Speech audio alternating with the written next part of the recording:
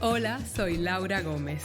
Baraja eso es un término dominicanísimo que se refiere a cambiar de tema o pensamiento.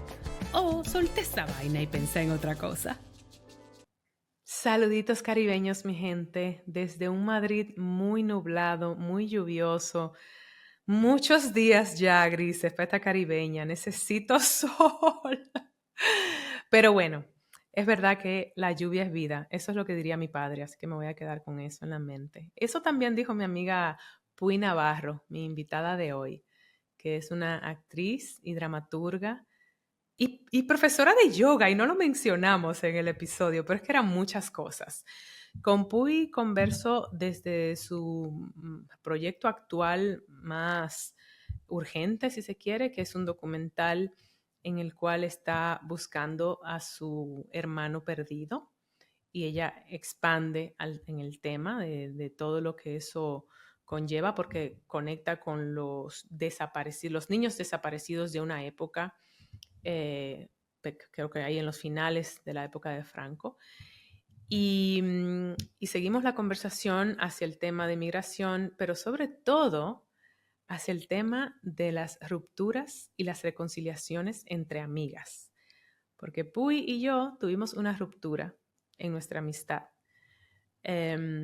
Y aquí conversamos un poco, un poco, quizá no con la profundidad que hubiese querido, pero creo que de una manera generosa compartimos esas experiencias desde la perspectiva de cada una. Y cuando digo que hubiese querido es que quizá hubiera querido como hacer una sesión de terapia, pero esto es un episodio de 1 hora, entonces no daba para eso.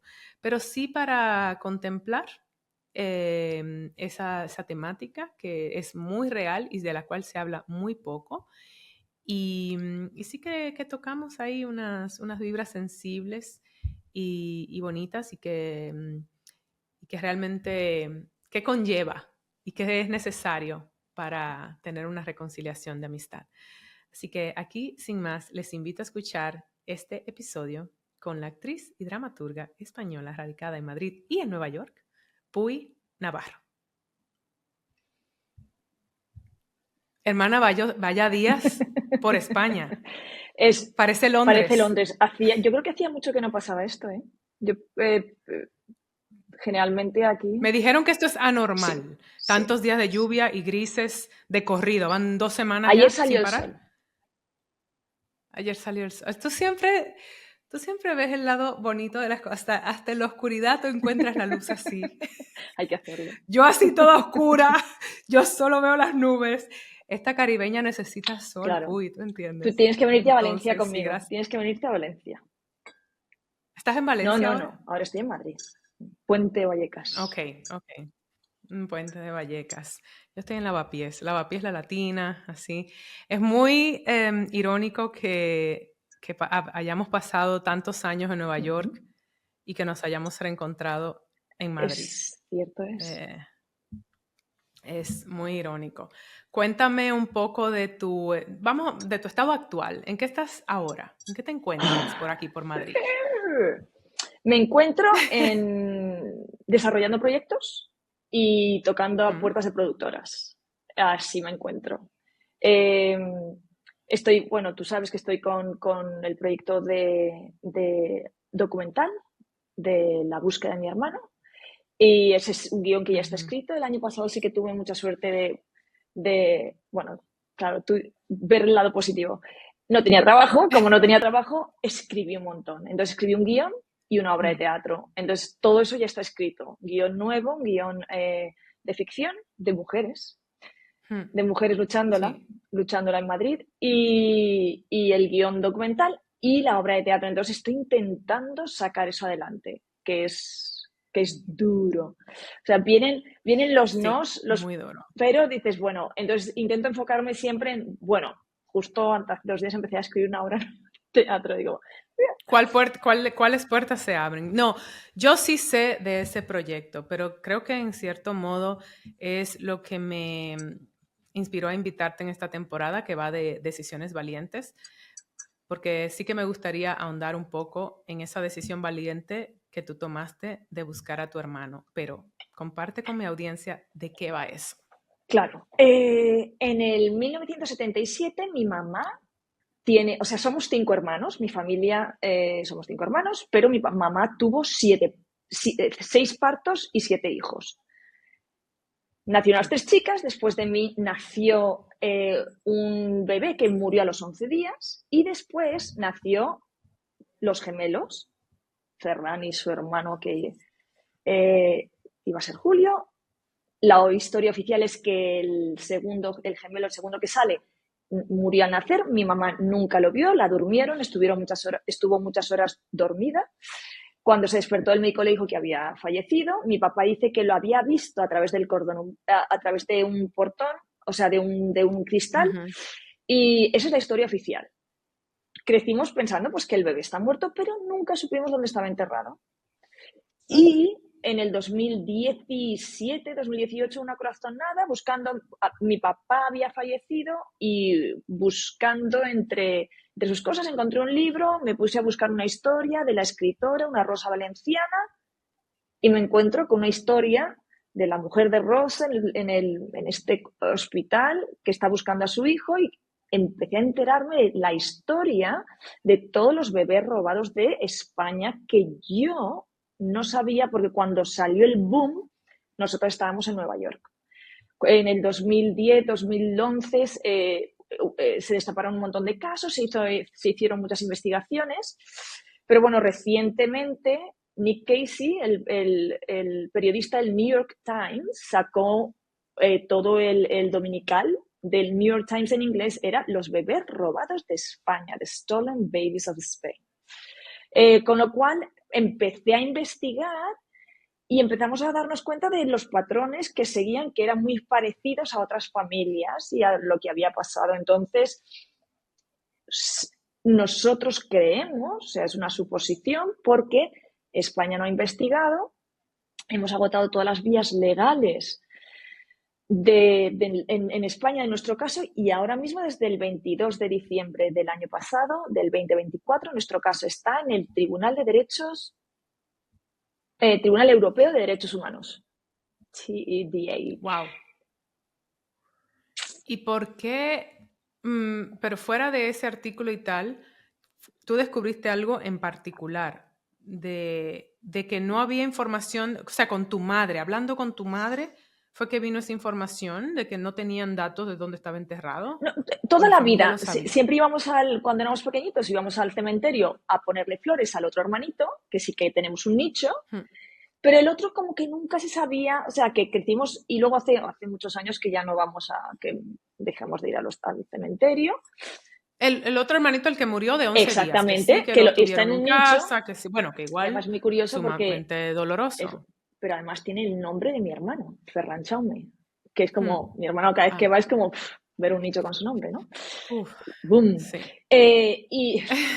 Y entonces Psicología 101. Ferran y yo fuimos al cementerio y allí sí que encontramos, buscando en los libros, que había una entrada 3 días después de la muerte de mi hermano, que no estaba con el nombre de la familia, sino ponía Concepción, feto varón de Concepción Amador, y llegó 3 días y generalmente los libros del cementerio todos los bebés vienen de algún sitio, o de una casa particular o de un hospital, pues este no venía, no estaba escrito nada, no venía de ninguna parte. Entonces fuimos al hospital a preguntar, el hospital nos dijo que ellos no nos daban información, que había habido un incendio, luego pedimos información legal porque nos tienen, si mandas una carta te tienen que responder en un mes, y en la carta pues nosotros simplemente pedíamos la información de todo el registro de mi madre, que había tenido varios hijos allí, en el Hospital del Consuelo de Valencia, y nos dijeron que no, que si íbamos a la prensa o que si íbamos a los medios emprenderían acción legal, que nos dijimos, pues solo hemos pedido el historial de mi Wow. madre. Wow. Y Un incendio sí, que se habían quemado eso los nos lo dijeron la documentos. chica, mi mamá y yo fuimos a pedirlo, y luego en la carta oficial no dijeron nada de ningún incendio. Ok. Hmm. Era como cubriendo bases, ¿no? Sí. Y en este proceso de escribir un documental, Claro. sobre una búsqueda de tu hermano, ¿cuál es tu propósito primordial? Como contadora de historia, fuera de, como hermana, me imagino es esa búsqueda de esto de la familia, pero más allá de ti, ¿de qué va esto? Yo soy profesora de guión en la CAM. Yo sé contar ficciones. Yo entiendo storytelling. Para mí, Ujú. tú no puedes hacer un guión documental porque el documental se crea en la edición, ¿verdad? O sea, de alguna manera. Sí. Pero para poder pedir ayudas, tienes que tener un documento. Entonces, también un documento, una especie de escaleta que me sirve a mí para entender. O sea, yo estuve reacia a escribir durante 2 años. Hay un productor en Mm. Valencia que está muy interesado, que estamos en conversaciones, que está apoyando el proyecto, Xavi Crespo, y él me dijo, bueno, escríbelo. Y yo decía, pero ¿por dónde empiezo? Y estuve procrastinando hasta que hasta que decidí simplemente empezar a contar. ¿Qué es lo que quiero contar? Y cuando escribes y cuando veo lo que he escrito, me doy cuenta de que en el fondo el documental va sobre mi madre. Mm. Sí, Ok. va sobre mi mamá que, que tristemente está perdiendo la memoria, está olvidándose de muchas cosas, sobre todo la memoria a corto plazo. Y empezamos y cuando Mm. ella empezó ya quería buscar al bebé, o sea, se acuerda de eso, se acuerda de muchas cosas, a veces cambia la historia. Ella vino, estuvo 2 horas y media durante el COVID dando o sea, hablando con la policía, con el GRUME, con el grupo de menores, cuando fuimos a poner la denuncia y ella ahí como una campeona. Pero hay muchas cosas de las que no se acuerda de aquel momento. Pero ella, claro, está convencida de que sí, sí, ahora cada vez más que nunca que sí, que algo raro pasó. Y en ese hospital hay varios casos ya reconocidos. Y entonces, al final, creo que es la búsqueda de él y un poco es la historia de nuestra familia, o sea, de Mm. esta unión que tenemos tan grande con nuestros hermanos y hermanas, y ojalá si estuviera encontrar este muchacho, pues genial. En mi cabeza yo siempre pensé, este es mi regalo que le quiero hacer a mi madre. O sea, las madres nos dan la vida. O sea, la vida no se puede, nunca puedes dar nada a cambio o sea, la vida te regala, pero no puedes repagarla. O sea, no es... Claro, claro. No, y Pero, además es una pérdida que no se habla, esa sí. generación que perdió a sus hijos, el Uh-huh, impacto que eso tiene que tener, no solamente en el alma, en el cuerpo y en la sociedad, en los traumas que cargamos. uh-huh. Y que, o sea, cómo tú eres madre de un bebé al que le quedó con ese otro vacío, eso tiene que de una manera u otra todas esas mujeres que pasaron eso, impactarles la vida. Yo pienso Claro, mucho en como esa generación de madre, yo no he mujeres. sido madre. Entonces, a lo mejor tú siempre das un nieto, pues yo quiero darle un hijo. A lo mejor, o sea, como muy subconscientemente nos Sí, a su reíamos con, hijo. con Javier Dolte cuando escribimos, nos reíamos de eso, ¿no? Digo, Hmm. bueno, y luego pensamos, o sea, mi mamá siempre dice, si él no va a querer venir, si él ya tiene otra familia, digo, bueno, eso nunca Mm, lo sabemos, pero también existe claro. esa posibilidad. Ojalá, si estuviera vivo, que tuviera otra familia que lo quiso. Claro, exacto, exacto. O sea, Ojalá, el dolor claro. más grande de mi madre es que él lo haya pasado mal y que ella no le haya podido ayudar. Que también es Claro, decir, y no ahora saber. abrir estas heridas y crear, a Mm, saber qué estamos creando, pero bueno, lo hablamos y empezamos a buscar y estuvimos en la televisión española, estuvimos en Telecinco, pero no ha aparecido. mm, Pero a raíz de esto ya. también he conocido historias maravillosas, la historia de María Bueno, que escribió un libro impresionante que se llama Bebés robados. He conocido a una chica también que ella sí que es un hijo que está buscando a su madre biológica, o sea que sí que existen estos dos lados, o sea, no necesariamente los hijos no quieren, al contrario, hay muchos hijos que sí que buscan a sus mamás, hay otros que no lo saben Mm, porque en aquel momento lo que pasaba es que les daban una partida de nacimiento como que la mamá adoptada es su mamá biológica. Entonces, correcto. Y eso se callaba en la familia, sí. sí, sí. Y a lo mejor ya Ujú, cuando han fallecido sí, los papás, y claro, yo siempre pensaba, ¿y si este niño realmente quiere encontrar a su madre? Claro, ya queda poco tiempo. Pero es que ya queda muy poco ya tiempo queda poco tiempo. para todas estas familias. Mm. Bueno, Pero no queda poco tiempo para los para los hermanos, por hermanos no, ejemplo, en claro, caso claro, de... exacto, exacto. Y muchos eran Ujú, gemelos y no sé. Fer dice que nunca ha sentido sí, esa sensación de cuando eres gemelo de me falta de algo. vacío, Sí, no. Cada uno, claro, sí. cada uno. Pero, Bueno, o sea, es que tiene muchas aristas, yo encuentro esto, y sé que tú eres en muchos sentidos, o sea, hay una parte muy humana, pero también nosotras dos tenemos esto de la fascinación de esa que historia, contar la ¿no? La historia. fascinación de contar una historia.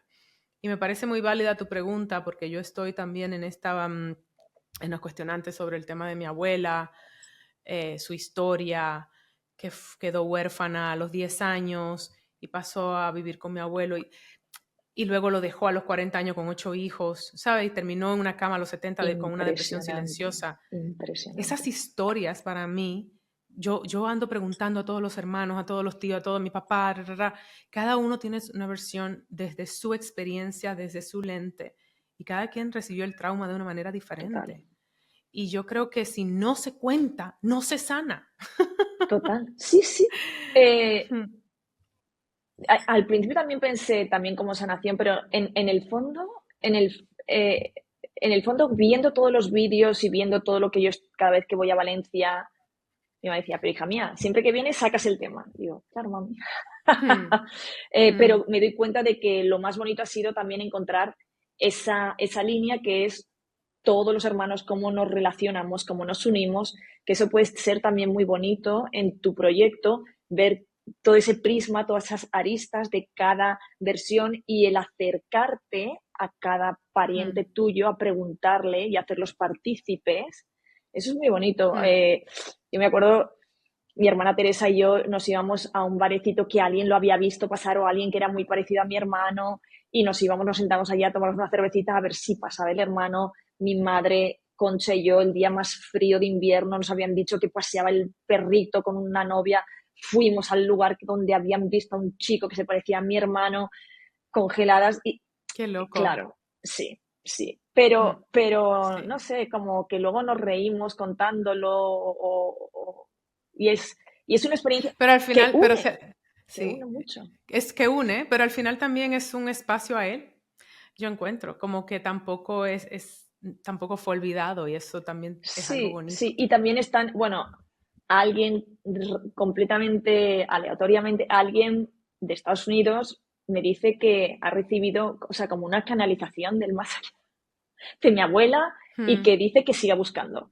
Y entonces fue Hmm. súper curioso porque de repente empiezas a buscar y la historia empieza a concretarse. Entonces, ese es el documental, ¿no? Hmm. El más allá, la familia y bueno, y luego la búsqueda per se, lo difícil que Hmm. es que te lo pone el gobierno de España en estos momentos, porque hay ley de memoria, pero no hay ley de bebés robados y cada vez lo pone más Claro, difícil, claro, legalmente claro. para encontrar estos casos. De hecho, dentro de poco Fundación FIFCAR organiza un evento, creo que es el jueves que viene, sobre derechos humanos y sobre todo Hmm. esto, para seguir hablando de todo Wow. esto. Sí, sí.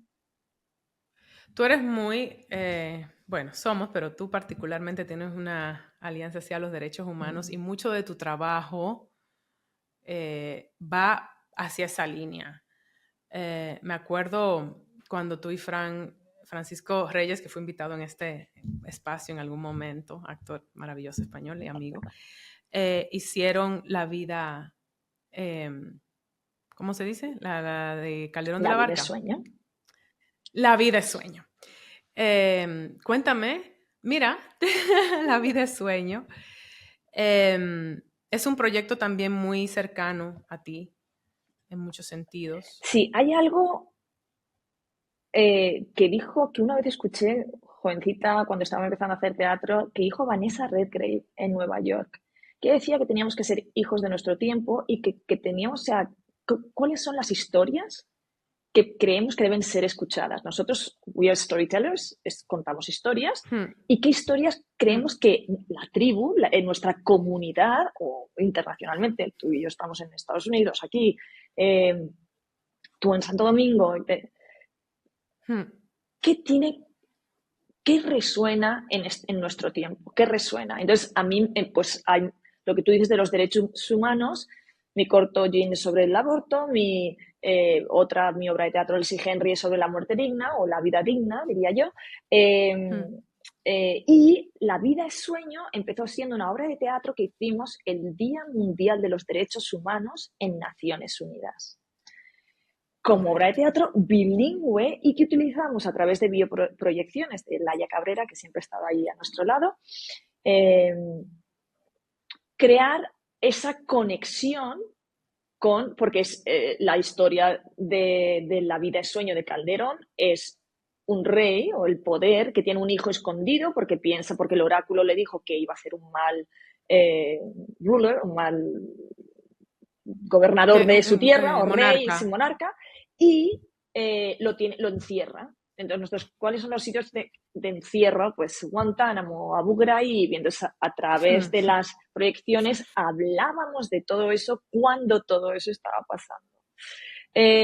La trajimos al Magro y de esa historia es cuando yo, antes de saber nada de lo de mi hermano, con un documento de los bebés robados de España que había escrito Baltasar Garzón, como yo no podía hacer investigación aquí en España, sí que tenía conexión en Argentina, me fui a Argentina, estudié, estuve hablando con todos los jueces, con las abuelas de Plaza de Mayo, con don Hugo Marcamión, que fue fiscal general de La Plata en aquella época, que hizo que las dos leyes punto y final y obediencia de vida fueran no constitucionales, y entonces se pudo investigar.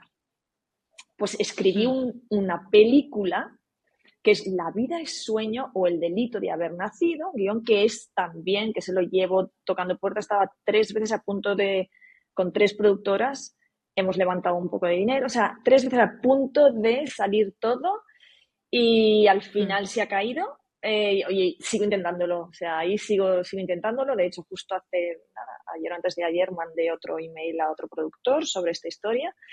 Pero sí hay algo Sí. que yo aprendí, todo lo que había pasado en Argentina, que es todo lo que había pasado en España, que están todas las historias súper conectadas, y muchos bebés acabaron en Argentina y aquí, y muchos argentinos Sí. acabaron acá.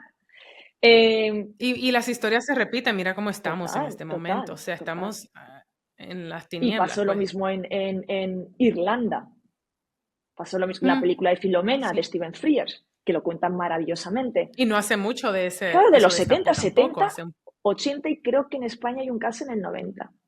Pero Mm, una vez nuestra Constitución entra en vigor, que es el 78, pues ya esos últimos años, 77, 78, rodaron bastantes, porque ya creo, me imagino, eso es una suposición, se les sí, acababa, se les acababa el momento ya. y tenían que darse prisa, no sé. No sé.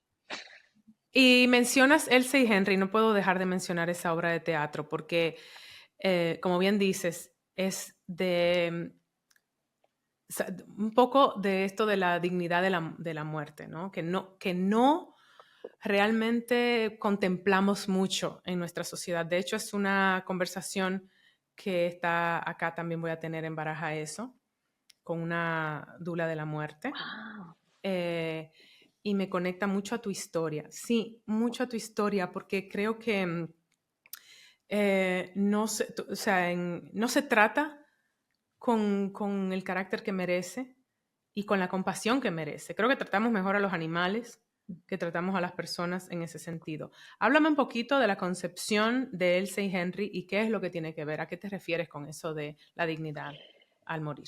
Else y Henry nace, yo estaba en la boda de Celeste, de mi mejor amiga Celeste, en Puerto Rico, estaba con Fran Reyes, estábamos allí, y Ujú. cuando su hermano, un artista de la isla, nos dice, le habían comisionado para hacer un videoarte sobre la Casa Klum, el edificio de la Casa Klum, porque estaba en el World Monuments Fund para rehabilitarla, porque llevaba desde hacía 30 años que pertenecía a la Universidad de Puerto Rico, no estaba cuidada, se estaba cayendo y querían rehabilitarla. Estos artistas de la isla, cada uno hace un proyecto y se presenta en un museo y se levanta el dinero. Yo hacía del fantasma de Else, Henry Klum y Else Klum en Puerto Rico, y cuando estoy rodando, están rodando que es un corte, es un videoarte, yo encuentro en una basura 3 hojas de un diario, hablando de storytelling, de un diario de la enfermedad que Henry Klum pasó el mismo año de su muerte, que murieron en el 1984 y estaba en el 2014, de un accidente de coche, él y su mujer, el mismo día juntos. Habían pasado una enfermedad muy fuerte, yo esa enfermedad se la di a ella, creé una ficción, le doy a ella la enfermedad, ella quiere morirse, ella quiere irse de aquí, él quiere que ella se quede. Esa es la premisa. Y de hecho, la dirigí en Argentina y de hecho, en Argentina, hablando de la muerte digna, nos dimos cuenta de que era la vida digna. Si yo quiero vivir, ella quiere vivir dignamente y como se da cuenta de que no puede vivir dignamente, prefiere acabar con esta vida que no es vida, es un sin vivir para ella. Que eso es lo más difícil y valiente, que es el caso que tenemos en Mar Adentro, este hombre que estuvo años para poder Parapléjico. exactamente, y para poder irse, o sea. Y entonces eso creó una pequeña ley que sí que está implementada para ciertos casos en España. Netherlands está mucho... Y en Colombia recientemente, Netherlands está mucho más avanzado, pero hay otros países de Latinoamérica que esto vamos. No. Entonces, para mí era muy bonito porque los dos personajes, Elsie y Henry, tienen 2 posiciones completamente opuestas, ¿verdad? Porque además nunca sabemos lo que nos va a pasar cuando nos llegue el momento. Hay gente que se agarra a esta vida por muy mal que estés y hay gente que no, que dice, bueno, ya he vivido todo lo que tengo que vivir, pues ya está, doy paso a otros. Entonces, muy bonito porque lo que más me reconfortaba era que al final de la obra de teatro, cada vez que la hemos hecho en Valencia, hemos hecho una lectura en Nueva York y la dirigí en Argentina, todo el mundo quiere hablar.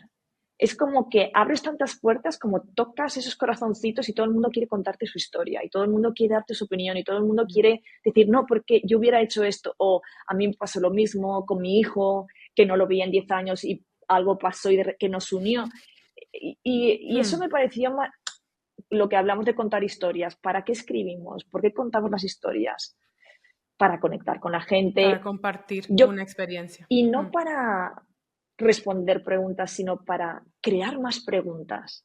O sea, y para entender y para conectar. por qué estamos aquí, quiénes somos, dónde vamos. Y es maravilloso. Y por eso la historia de esta... Y sentirnos menos solos. Exacto, de esta dula que tienes es genial, porque no se habla lo suficiente. Hay un tabú gigante en hablar de la muerte. En Estados Unidos tremendo. Ahora se llama The Death Café. Y entonces son cafés que todo el mundo puede hablar como quiera y de lo que quiera sobre la muerte. Entonces vas al Death Café y te tomas un café con toda la gente y no tienes que hablar ni de una cosa ni de otra, lo que tú quieras. Y, o sea, no hay reglas, al contrario, se abre a todos los puntos de vista y a todas las historias que salgan sin juzgar.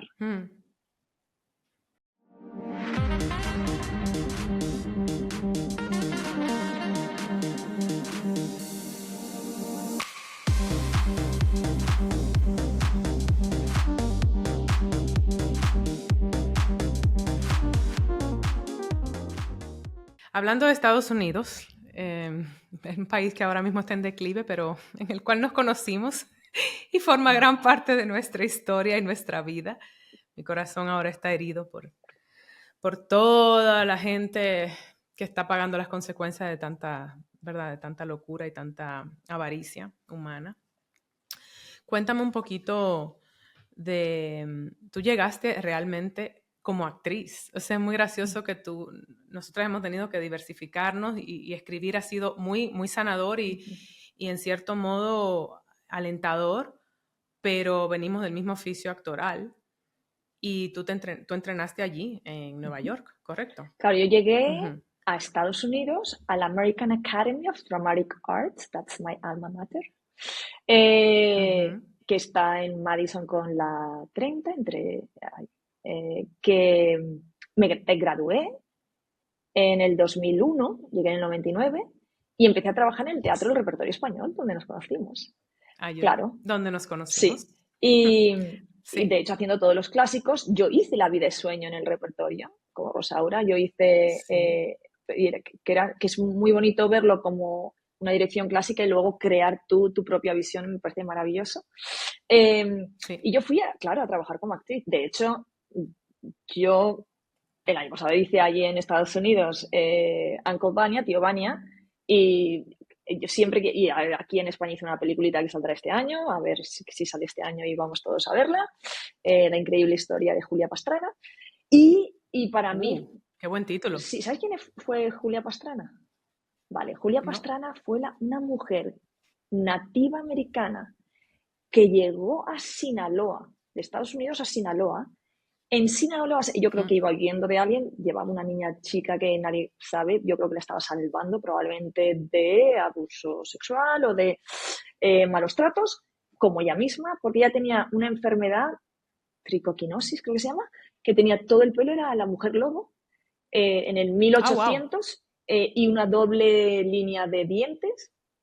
Aprendió a cantar en español y la trajeron, o sea, como si fuera famosa cantando en Alemania, fue a Londres, fue a París y cantaba con un velo y este señor Lund, que yo creo que se aprovechaba de ella completamente, se casó con ella, pero para sacar dinero, porque ella trabajaba en un circo y luego la sacó y luego le hizo tener un bebé, pagaba entradas, o sea, daba entradas para que vinieran a ver al bebé. Al final muere ella en el parto y muere el bebé. Muere ella a los días y aún así este señor... Hombres. No todos los hombres, pero siempre son hombres.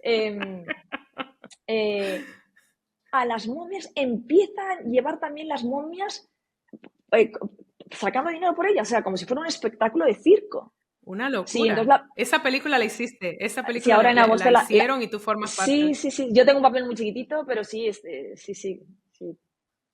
Bueno, sí, Rafa Lara es el director. Y que salga. Sí. Quiero verla. Quiero verla. Producciones, saltemos ahí a nuestros con tiempos Eduardo en Noriega. repertorio español. Eduardo Noriega es el protagonista. Sí. Hola, ¿qué tal? Estábamos, fue alrededor del 2007 que nos conocimos en repertorio español haciendo Doña Flor y sus dos maridos. Wow. Claro, yo conocí a otro Fran. texto increíble. Yo conocí a Fran también en repertorio. Sí, claro, haciendo el Quijote. Bueno, muchos nos conocimos allí. Claro, el Quijote, claro, pero yo llevaba allí años haciendo... Luego hicimos Ay Carmela, que hicieron tú y Fran, y yo fui asistente de dirección. Hay mucha historia, historia. Wow. Y la verdad es que eso fueron unos tiempos lindos. Los de Doña Flor y sus dos maridos, no podemos negar. Con nuestro querido Jorge Alitriana. Muy querido, director de teatro colombiano. Y pasaron... ¿Cómo fue para ti? Porque también pienso mucho ahora en estos tiempos en que se ha demonizado tanto esto de ser inmigrante. Siempre tenemos como que hacer esta lucha, ¿no? Llegaste como estudiante, pero luego tú te quedaste. ¿En qué términos te quedaste? Yo tenía, cuando tú estudias en una universidad americana, tienes un año, se llama una OPT, de Optional Practical Training, que puedes trabajar un año, generalmente en trabajar de lo que hayas estudiado. Yo había estudiado actuación, entonces me dieron se llamaba una P3, yo conseguí una P3, Professional Visa, sponsorizada por el Repertorio Español, que tenía que pagar anualmente un dineral al abogado para que hiciera los papeles. Sí. En aquella época eran $1,000 al año, o sea, $1,000 cada año por trabajar, que no, o sea, Wow. para poder Wow, trabajar. sí. Y de ahí, mi abogado, Wasserman, falleció, un argentino que era un poco, o sea, depende de qué país latinoamericano fueras, te trataba bien o te trataba muy mal. Oh, Sí, wow. sí. Él fallece, entró con otros abogados latinos. Los abogados me estafan, se quedan mis $5.500 que yo había pagado para mi green card, me dejan indocumentada y empiezan los problemas. Y estuve 4 años sin poder salir de Estados Unidos Eso me porque acuerdo. Así yo te conocí. tenía permiso de trabajo, pero no tenía Hmm, estatus. No tenía estatus hasta que hmm, conseguí arreglarlo todo a través de otra visa que tuve que volver a pagar, que me sponsorizó el repertorio, tuve que salir del país, entrar otra vez y al final hmm. gané estatus de nuevo, conseguí para una green card y de ahí ya me hice ciudadana, soy ciudadana americana.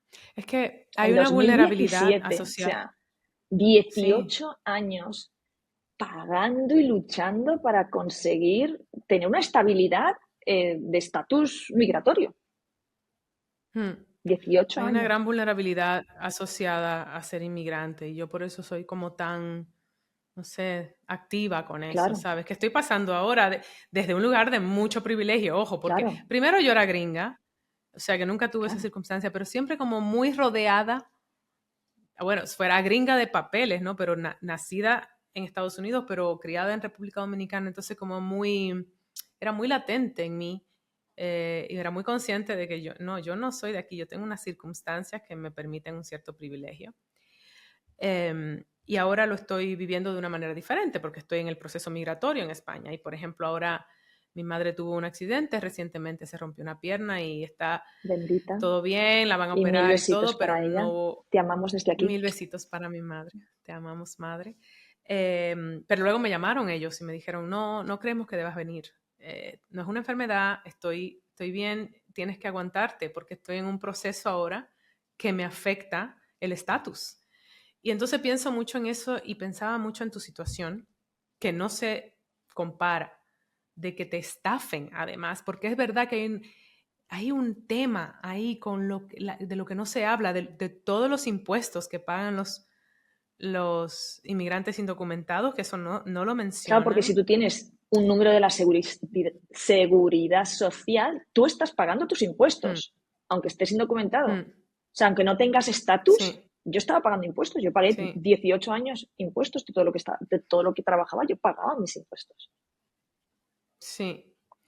Y tú has vivido realmente muchas cosas que, vamos, que ponen en evidencia lo terrible que es la situación de lo que está pasando en los Estados Unidos en este momento, sin aquella capa extra.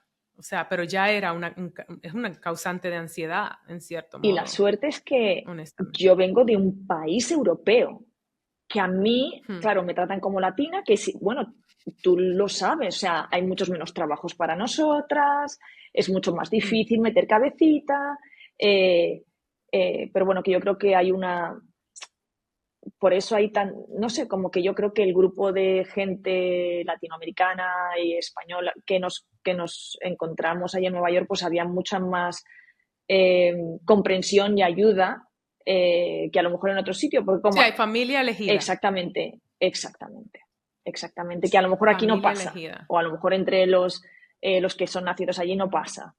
Eh, es correcto. exactamente, exactamente. Sí. Y Nosotras fuimos familia claro, elegida, en claro, cierto modo, claro, en algún momento. claro, Así partió todo. O sea, todo el inmigrante se llega y encuentra esta red, claro. ¿no? Y además, bueno, tú sabes, Eh, generalmente nos aunamos todos los extranjeros. O sea, incluso los de Suecia o los de Inglaterra o los de... Acabamos todos mm, juntos porque entendemos todo lo difícil que es mm, llegar hasta donde hemos llegado y lucharla, o sea, estar luchándolo cada día, con todo, ¿verdad? sí. Creo que las nacionalidades desaparecen. La etiqueta de nacionalidad Exacto. Y desaparece entonces somos y de todos pronto lo que eres. extranjeros. Hermanos. Claro, Exacto. Somos hermanos. Pero somos el hermano, el patito feo de los Estados Unidos. Es muy, muy... No, y lo menciono, ¿sabes? Porque he pensado mucho en lo que sucede en esos espacios, en la necesidad de la comunidad, cuando no... Lo que no se habla mucho de que sí, nosotros hemos tenido la fortuna de que hemos sido migrantes por decisión, pero no es en su mayoría el caso. La mayoría de los inmigrantes migran por Necesidad necesidad. absoluta. Pero aun cuando es por decisión, hay circunstancias que sí son semejantes. Tu familia no está contigo. Claro, claro. Tú no pudiste viajar por 4 años.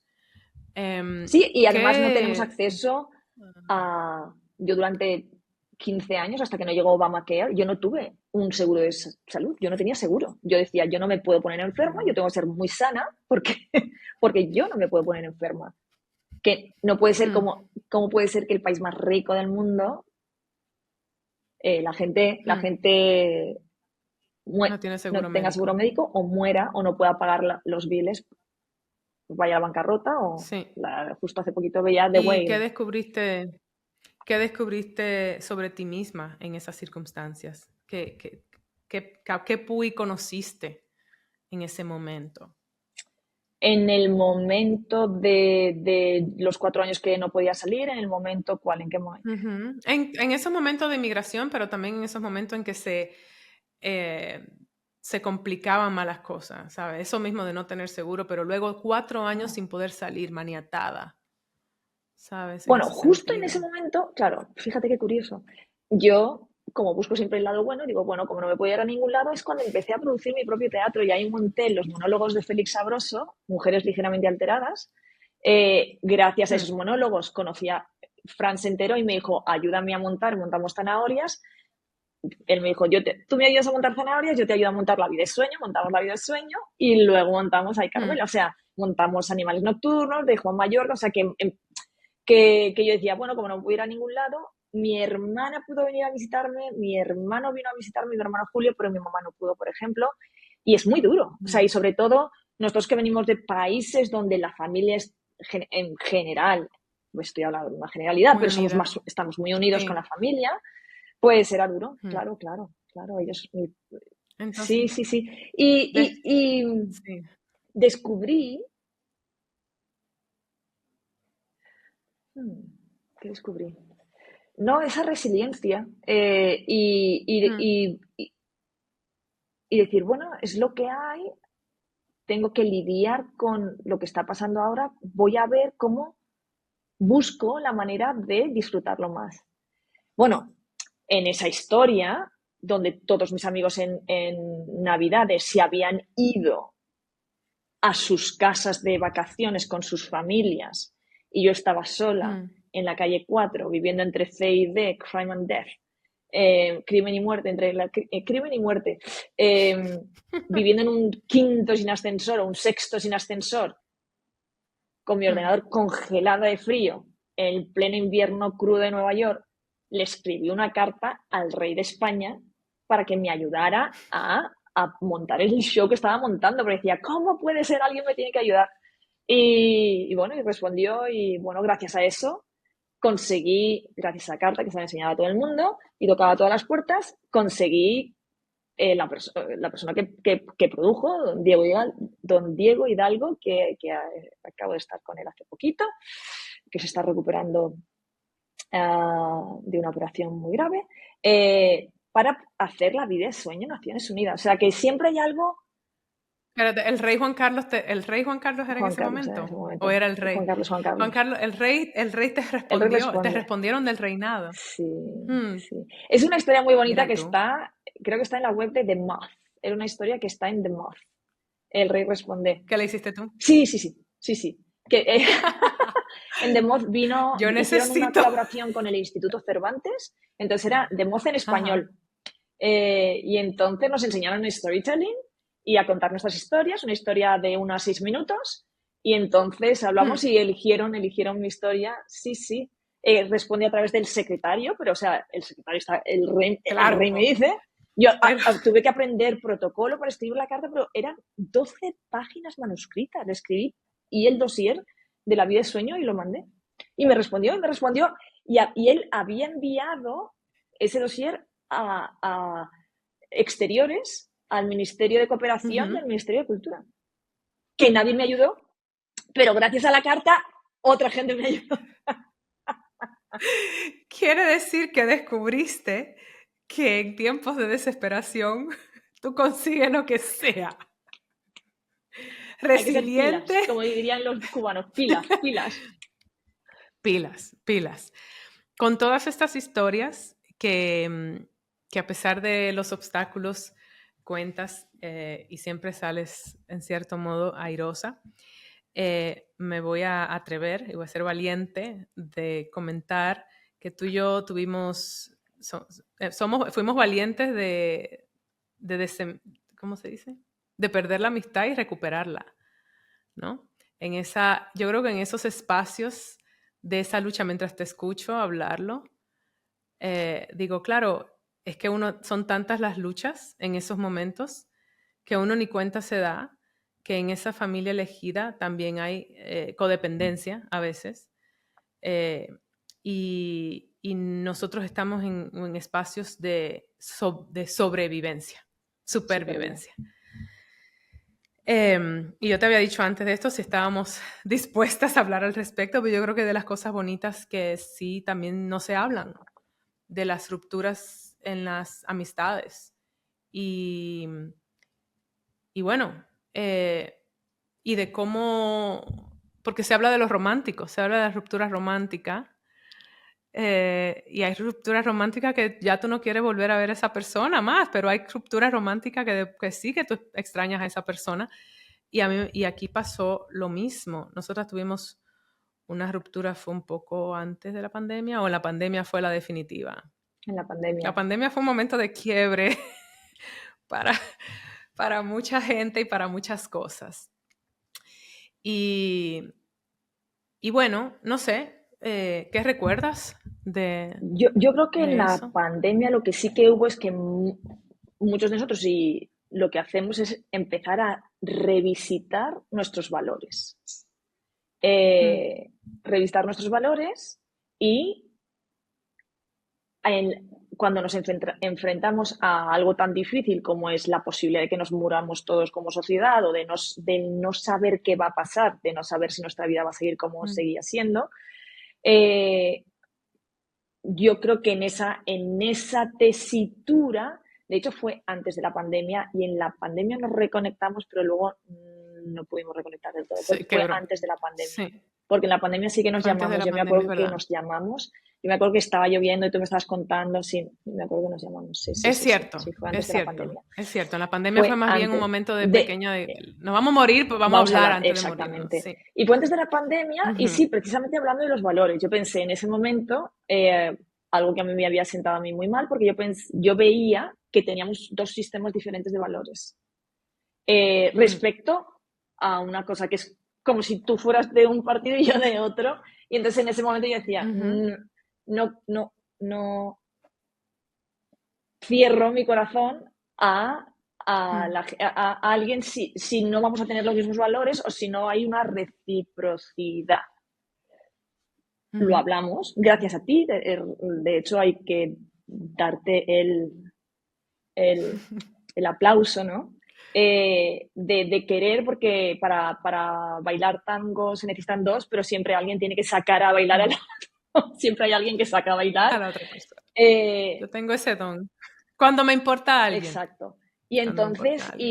Mm, y sí, sí, y claro, todo se transforma, pero todo está mm, en continua transformación y lo bonito es también darte mm. cuenta de cuando you butt heads, cuando te pegas de cabeza con alguien y de Ya repente está. las cosas se transforman y de repente siguen transformando y te das cuenta de también, en el fondo, qué es lo más valioso. O sea, cuál es el valor que va Mm, más por debajo, que tú lo mencionaste el otro día que cuando estuvimos juntas, que es el amor, ¿no? O sea, o es el cariño.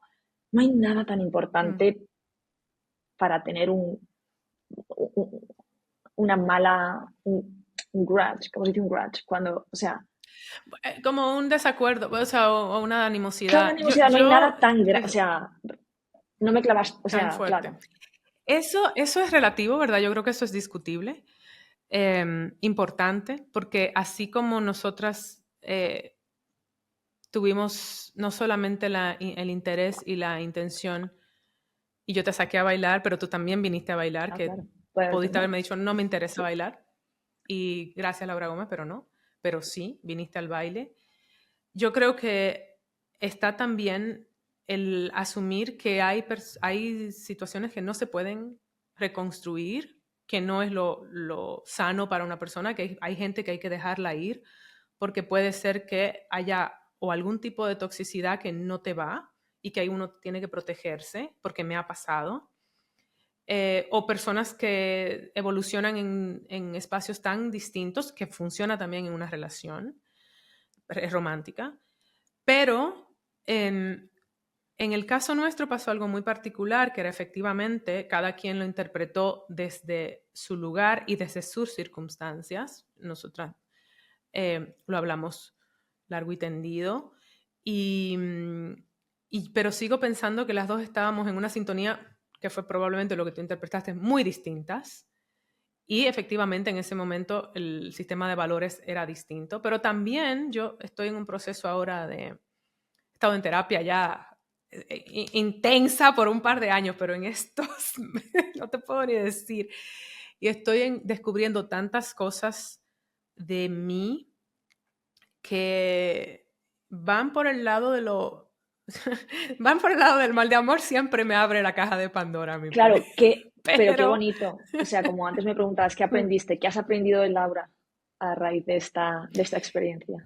que, que probablemente, bueno, que hay heridas muy profundas, hay heridas profundas que se mezclan con otras cosas y que pueden afectar cómo te relacionas con el mundo, efectivamente. Y una de las cosas bonitas que pasó de esta conversación nuestra de sanación, de las varias que tuvimos, porque fue en diferentes partes, ojo, no lineales a la audiencia, que sepan que Sí, pasaron 5 años, bueno, 4 años por también lo pasó menos. una pandemia mundial que eso desequilibró el tiempo, es como 3 años, No, desde la pandemia, sí es porque cierto, unos sí, 3 años, es verdad que el tiempo. Sí, pero quiero decir, fue una sí, sí. distancia considerable para una amistad que llevaba más de 10 años, sumamente, vamos, de codependencia, diría yo, era como de familia, no de codependencia, de familia, ¿no? Y yo creo que de las cosas hermosas que he descubierto es que sí, en una etapa de tu vida tú puedes reconocer que tú puedes haber sido egoísta y decirte, pues sí, puede ser que haya sido egoísta contigo, era donde yo estaba en ese momento y no tenía las herramientas para más. Hice lo que pude con las herramientas que tenía y con la desinformación y la falta de conciencia quizá que en ese o hasta donde me llegaba a mí, ¿verdad? Y yo no, Y yo creo que no pude expresar a tiempo de la manera correcta lo que estaba pasando, que a lo mejor si te hubiera dicho, oye, mira, mm, y a lo mejor mi manera de, cuando yo me siento herida, yo hago caparazón y digo, bueno, yo me lo sí. como, yo me lo guiso, no pasa nada, adiós, adiós.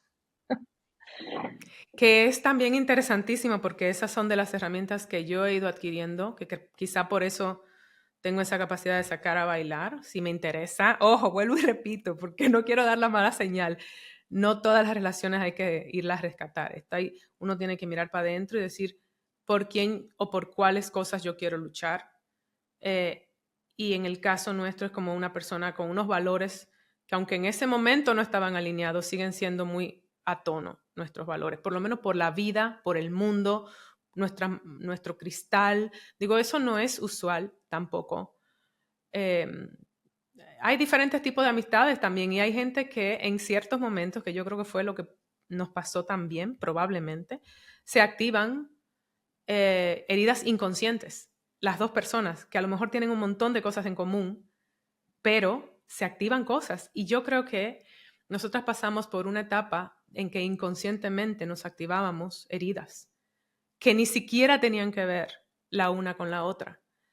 Em, y, y eso activa una ruptura, pero luego en en esos caminos que siguieron desplazándose en nuestras vidas, em, y que profesionalmente además llevamos caminos similares, porque yo también actriz, he ido diversificando a escribir, levantando mis proyectos, o sea, es como, siempre sientes como que estás cargando, porque siempre siento que estoy guayando la yuca, como se dice en Santo Domingo. ¿Sabe? Como, ¿por qué no hay una línea recta como alguna? Porque no existe, o tal vez. No, no Pero para existe y eso algunas es lo personas, bonito, es como bailar, esa es la textura de la vida y es la textura de los artistas, que sí, de repente estamos todos abajo, estemos arriba, o sea, no importa, lo importante es, va sí. más allá. Pero a veces uno tiene una percepción de éxito que en algún momento de la vida quizá tiene un lugar más importante y luego eso deja de ser importante y lo que vale no es, el éxito es relativo y no, éxito Claro, define éxito, es hablar claro, con, define éxito. define éxito, éxito es seguir creando proyectos y aunque el otro falló, éxito es reclamar derechos humanos, éxito es tener una conversación con una amiga y percatarse de que después de 4 años están dispuestas a verse, además, a ver para adentro, porque eso es duro también. Claro, claro. Reconocer, Ver mira, yo lo no... bueno y lo malo de cada Hmm, uno. O sea, ponernos el sí, espejo, porque yo creo que eso pasa cuando es en relación, cuando es en cualquier relación, lo que hacemos es ponernos el espejo mutuo. Yo me veo en mí a sí, través de ti, tú te ves en ti a través de mí. Generalmente pasa en sí. relaciones íntimas, es mucho más potente porque estás cada día con esa persona, pero al fin Hmm. y al cabo es estar en relación, es como una manera maravillosa para conocerte a ti mismo y entender quiénes somos y quién queremos ser. Sí. Y también que hay ocasiones en que sí vale la pena tomar distancia para las personas, así sea para reconciliarse o para no. Siempre elegirse en el sentido que puede sonar egoísta y quizá por eso en su momento era como, no, Laura Gómez, yo sí, voy a elegir. Y quizá efectivamente cuando no se tienen las herramientas de comunicación es donde eso afecta más. Y como, pero en esos momentos también es importante ir a ver, no tengo las herramientas, necesito adquirirlas y buscar ayuda, ¿sabes? Y me preguntabas que qué he aprendido, bueno, de esta última ruptura. Cuánto he crecido, he aprendido cuánto he crecido y que soy capaz de sostener lugares incómodos mejor que antes y que me siento que tengo mucha tribu a la que quiero y aprecio y de la que dependo, más que de cualquier lazo romántico realmente. Y creo que por eso luchar por personas a que uno quiere me resultaba tan importante. Qué Así maravilla. que, Esta película mm, se llama Estaré a tu lado. Mi último guión es de mujeres y es un mm, poco algo que no, o sea, como que me ha costado un poco encontrar mi tribu aquí, porque allí en Estados Unidos hacíamos sí, así y todo el mundo sale para ayudarte. O sea, es mm, como algo que, o a lo mejor es la edad, que a lo mejor somos más jóvenes, pero no es la edad. O sea, no sé. Aquí cuesta no, Nueva York es más muy sui generis. Aquí cuesta más salir de tu zona de confort y Sí, apoyar a alguien simplemente porque esa persona tiene una idea. Y cuesta. mm, Y yo reclamo en esta película esa va de mujeres, por casualidad salió mujeres, esa hermandad mm, de apoyémonos en lo más importante, que siempre va por dentro, mm. y en nuestro trabajo. O sea, apoyémonos en el trabajo, apoyémonos en el Y en la trabajo. vida. Claro, y en la vida, siempre lo más importante es el amor y la vida y el día a día, y Mm, luego en el trabajo, porque siempre es como esa mm, lucha, ese miedo a que si te lo dan a ti el papel a mí no me lo dan, o si te dan a ti la oportunidad a mí no me la mm, dan. Y yo creo que cuando soltamos todo eso y miramos y definimos como tú acabas de definir success, definir éxito, cómo lo definimos y vemos que va más allá, o sea, la vida es mucho más grande, es cuando de repente nos liberamos de un peso y nos liberamos de una, eh, cuando lo que Sí, de una mentalidad de carencia. Exacto, de carencia y vamos a una mentalidad de abundancia. Exacto, y de yo estoy luchando contra ti, yo estoy exactamente. Pero eso exacto. Eso es carencia. No me estoy comparando contigo, simplemente me comparo carencia. conmigo misma y digo, bueno, ¿cómo puedo seguir creciendo como ser humano y como artista en general? En mayúsculas, artista en mayúsculas. Competitividad quería decir, pues soltar la competitividad. Yeah. Porque no competimos con nadie en el fondo. No. Con nosotros mismos, con la versión de ayer, claro, de nosotros mismos. Y hasta eso deberíamos soltarlo. No somos únicos, cada uno de nosotros como seres humanos, pues lo mismo somos únicos como artistas, como actores, como escritores, como contadores de historias. Cada uno somos completamente únicos. Y cuando abrazamos esto, cuando we embrace, cuando realmente nos conectamos con eso, es cuando todo empieza a funcionar, todo empieza a fluir. Yo creo que es un hermoso mensaje, metáfora en estos tiempos donde parece que todo es oscuro y realmente no, que realmente el futuro está en la comunidad, el futuro está en la unión y en el apoyarse. Claro. Realmente. Sí, además como el niño del establo, por ello. El niño del establo que decía, bueno, con tanto estiércol debe haber un pony en alguna parte. En alguna parte debe estar el pony. Entonces hay que encontrar el pony. Hay que encontrar el pony. Gracias por sacar el tiempo para conversar conmigo y por ser tan valiente de conversar sobre. No, imagínate. Sobre esto. Claro. Sí. Y gracias por este espacio, gracias por este espacio tan bonito que tienes y tan interesante. O sea, la verdad es que no, sí que había visto pedacitos, pero justo vi capítulos y digo, wow, qué bonito. Claro, yo siempre veo tus pedacitos. Gracias por que postes. Sí, ahora vete a escuchar episodios completos. Claro. Bueno, los de los amigos siempre, claro. Ya los he escuchado. Ahora formas parte de esta historia de Baraja Eso. De esta tribu. Baraja Eso. No, nos seguimos viendo, pues. Olé con olé. Les dije que yo me puse emocional ahí un poquito al final, porque aprecio también que se requiere mucho esfuerzo para ir a sanar con alguien, pero también se requiere que sea recíproco.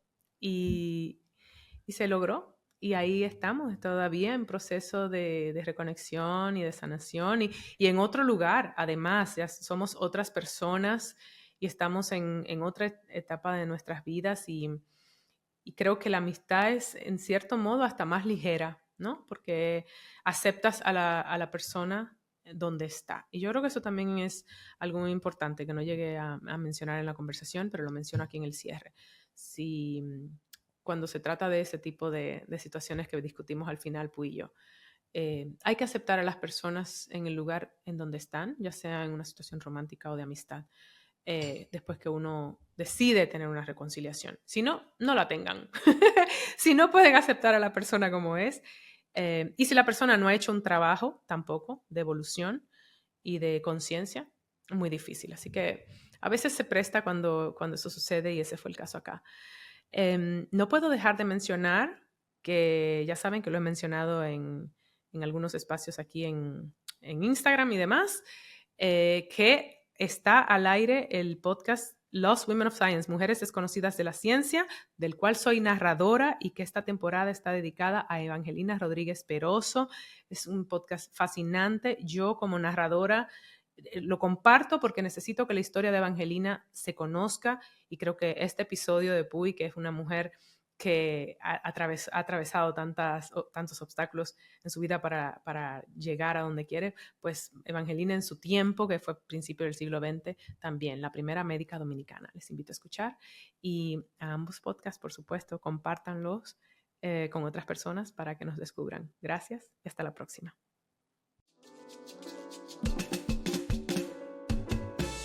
Hola, soy Laura Gómez. Baraja Eso es un término dominicanísimo que se refiere a cambiar de tema o pensamiento. O solté esta vaina y pensé en otra cosa.